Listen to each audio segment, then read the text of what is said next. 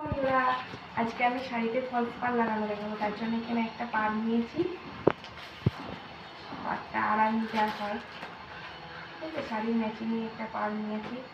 দেখো,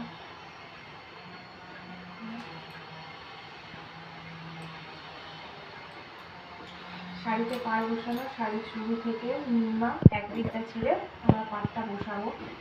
তার জন্য প্রথমে আমি ফলস পাড়টাকে এক ভাঁজ করলাম, তারপরে দ্বিতীয়বার ভাঁজ করলাম।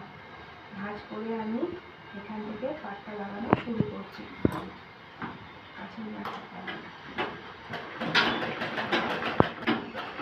এইভাবে আমরা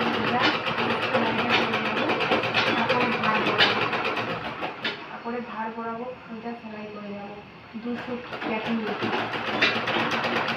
হ্যালো বন্ধুরা, আমি ইউটিউব চ্যানেলটা ফার্স্ট খুলেছি।